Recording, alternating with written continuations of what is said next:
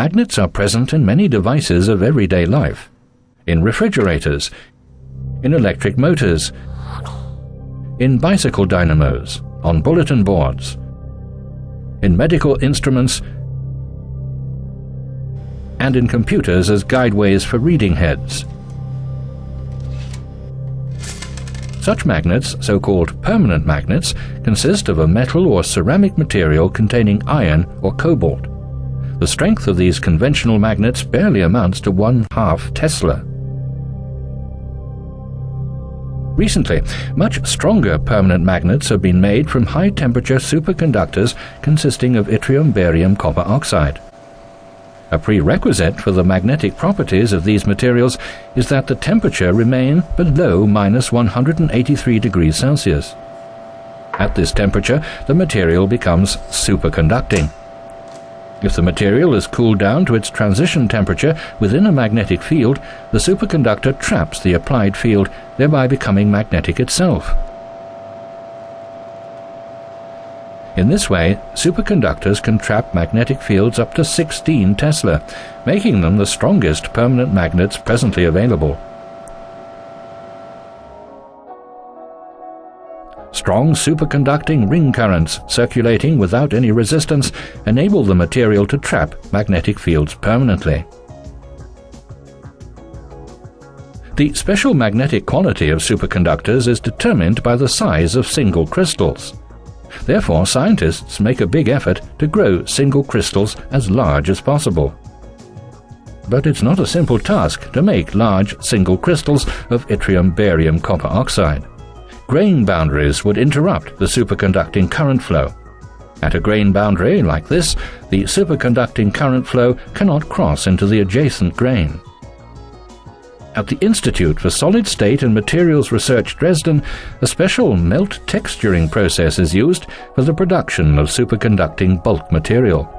A research group is currently investigating melting and crystallization processes of these materials. Phase diagrams give important information in order to optimize the production process and to further improve magnetic and mechanical properties of the material.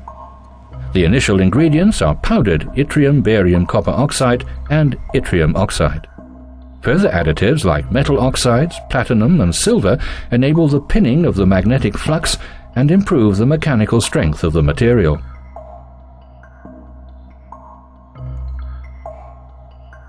First, the powders are precisely weighed in well-determined ratios and then thoroughly mixed.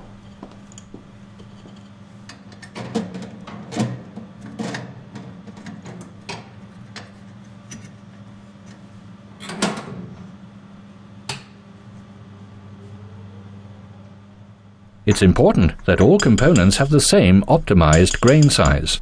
For this reason, the mixture has to be thoroughly ground in a ball mill.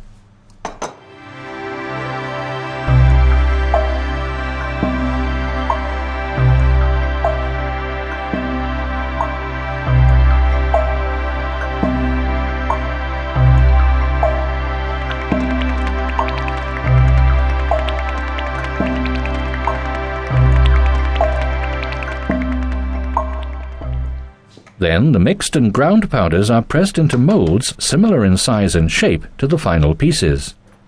Once the yttrium-barium copper oxide crystals have grown, they become too brittle for subsequent forming.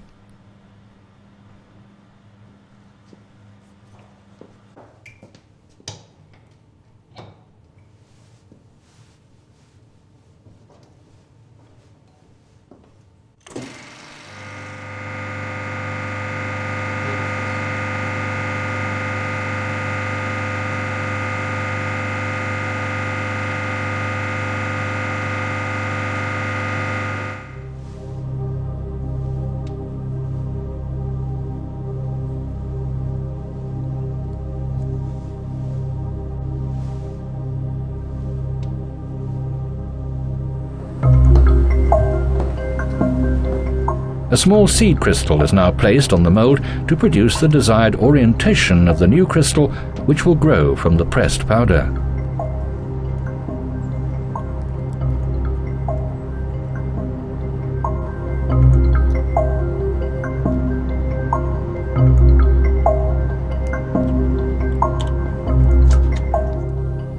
Afterwards, the molds are exposed to various temperatures over several days. As the mold heats up to 1000 degrees Celsius, a series of chemical reactions takes place until a framework of a new non-superconducting phase and melt has been formed at 1020 degrees Celsius. A very slow cooling down process then follows. The cooling rate is only 10 degrees per day. Only then can the superconducting phase grow into a large single crystal. What comes out of the furnace now has got what it takes to become the world's strongest permanent magnet. One can clearly see that the growth of the crystal has followed the orientation determined by the seed crystal.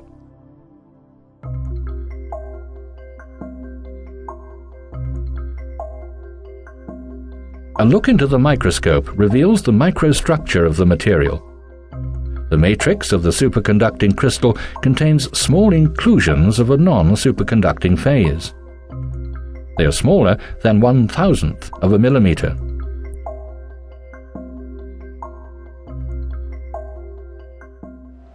The material has to be magnetized in order to become magnetic. That means an outer magnetic field has to be applied, which will then be trapped by the superconductor.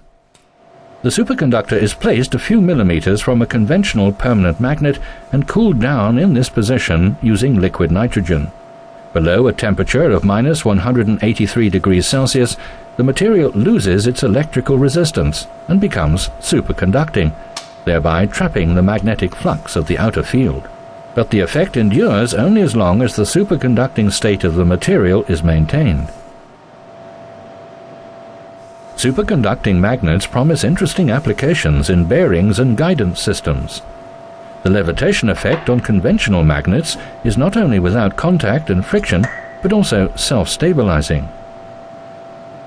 Superconducting magnets could greatly enhance the efficiency of electric motors. A new kind of rotation bearings is being designed, consisting of a cylindrical magnet used as an axis. It remains stable and frictionless while rotating within a superconducting hollow cylinder.